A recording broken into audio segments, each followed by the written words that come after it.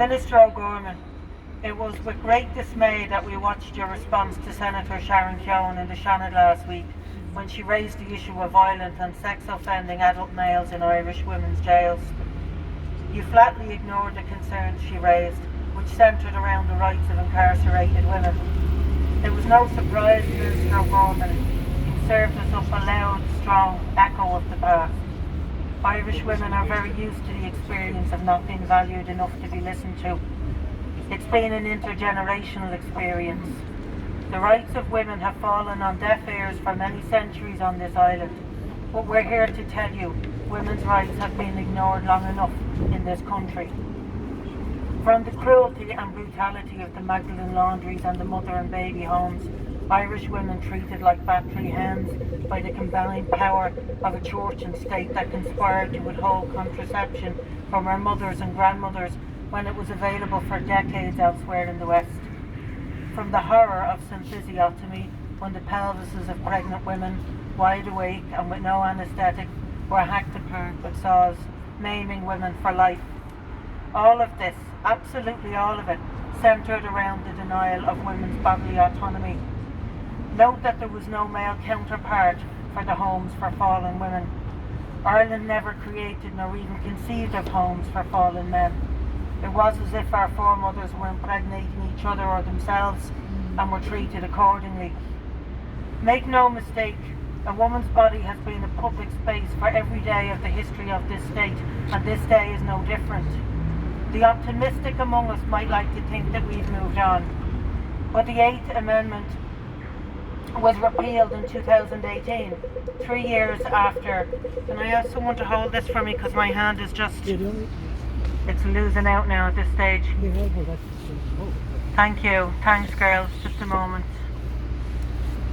You see, where am I? The 8th Amendment. Well, the 8th Amendment was repealed in 2018, 3 years after the self-ID aspect of the 2015 Gender Recognition Act allowed any man in Ireland to simply declare himself a woman, with no safeguarding, no psychological evaluation, no gatekeeping of any kind. By sleight of hand, the state has given us dominion over our own female bodies, after having withdrawn control over the spaces our bodies occupy. We are now in the absurd position where state-funded organisations with a specific remit to fight for women's rights have actually campaigned to remove our rights to media and political representation. Most notable among these groups is the National Women's Council. And finally, to be as clear as I can be, legislation that allows male sex offenders to identify into women's prisons is a class issue.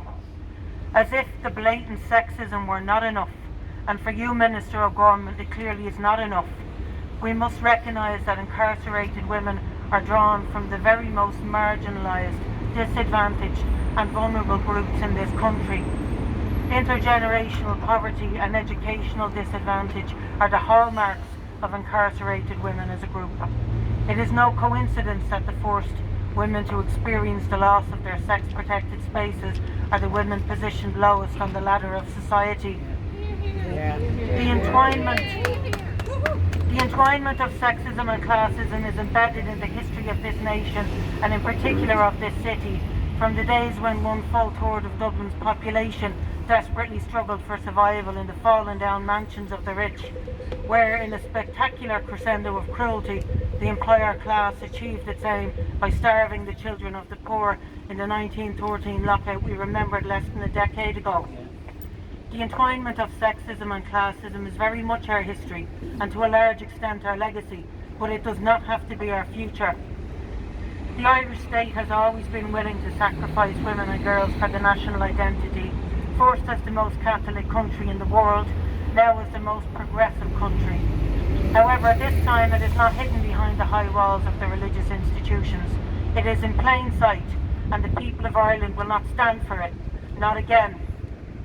The state may not have learned from the cruel abuses of the past, but the Irish people surely have. So to you, Minister O'Gorman, we are here, working and middle class women alike, Irish women and migrant women, women from the North and from the Republic, older women and younger women, and men, to say women's rights are not up for debate.